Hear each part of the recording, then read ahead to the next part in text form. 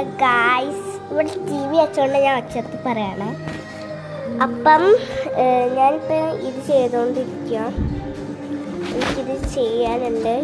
ഇനി നമുക്ക് കളർ കൊടുക്കണം. അതിലെന്തെങ്കിലും കളറില്ല. നമുക്ക് ചേച്ചീൻ്റെ മേടിക്കാം.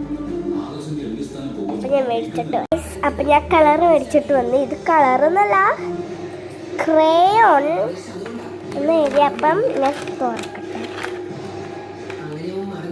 ഒറ്റക്കൈ വെച്ച് തുറക്കാൻ പറ്റുന്നത്. ഞാൻ ബാക്ക് വേർഡ് എടുക്കാം. ബാക്ക് വേർഡ് എന്താണെന്ന് എനിക്കറിയണം, പക്ഷെ ഫ്രണ്ട് ക്യാമറ എടുക്കും.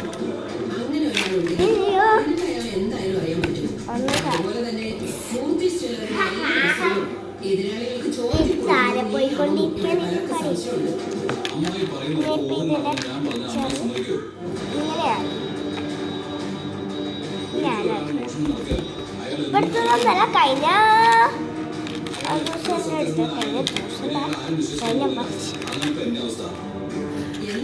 യെല്ലോ കളർ എടുത്തിട്ട്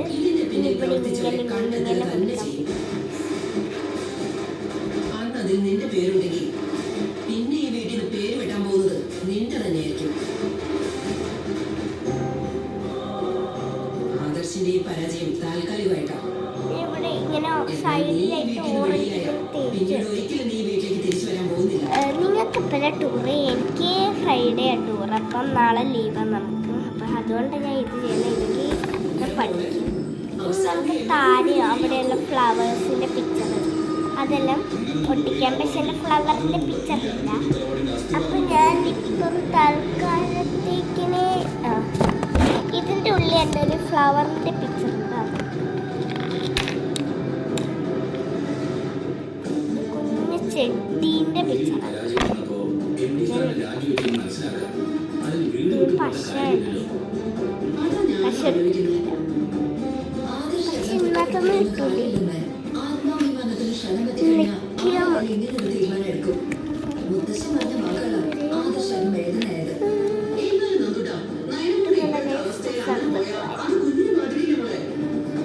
എനിക്കറിയാവുന്ന ആദർശൻ ഇങ്ങനെ ഒരു തീരുമാനം എടുത്തിട്ടുണ്ടെങ്കിലേ അതിന് പിന്നിൽ ശക്തമായൊരു കാരണം കാണും.